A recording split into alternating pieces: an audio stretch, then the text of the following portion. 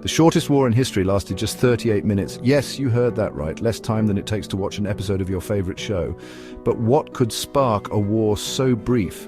And why does this seemingly minor event still matter today? This is the story of the Anglo-Zanzibar War, a clash between the British Empire and the Sultanate of Zanzibar in 1896. It's a tale of power, betrayal, and the devastating consequences of imperialism, all packed into less than an hour. Zanzibar, an island off the coast of East Africa, was a jewel of trade in the 19th century.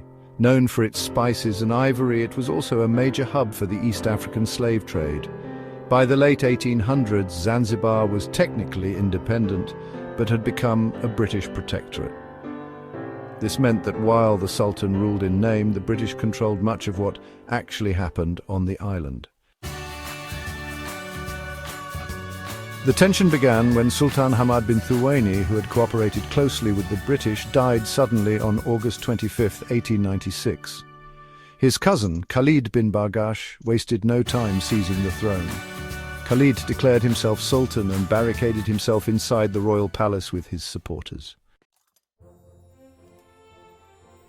An ultimatum was delivered to Khalid: step down and vacate the palace by 9 a.m. on August 27th, or face the consequences. Khalid, confident in his position, refused. When 9 a.m. arrived and Khalid still hadn't surrendered, the British didn't hesitate. At 9:02 they opened fire. The royal palace, a grand structure that had stood for years, was reduced to rubble in minutes. Khalid's forces tried to fight back, but their outdated equipment was no match for British firepower. By 9:40 a.m. the fighting was over. Just like that, the shortest war in history had ended. Khalid, realizing the game was up, fled the palace and took refuge in the German consulate. His supporters weren't so lucky. Around 500 were killed or wounded in those brief 38 minutes.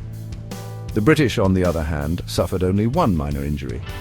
With Khalid out of the picture, the British installed their chosen Sultan, Hamoud bin Mohammed, within hours. Under Hamoud's rule, Zanzibar officially abolished slavery, a move the British had been pushing for decades. Khalid eventually escaped to German East Africa, but his story didn't end there. Years later, he was captured by British forces and exiled, spending the rest of his life far from the throne he once claimed. But why does this tiny, lightning-fast war matter?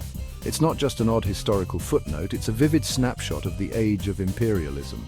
The Anglo-Zanzibar War shows how colonial powers like Britain could enforce their will with brutal efficiency, regardless of the cost to local populations. It's a reminder of how power was wielded during this era, often at the expense of those who were simply trying to assert their independence. In just 38 minutes, the fate of Zanzibar was sealed and hundreds of lives were lost.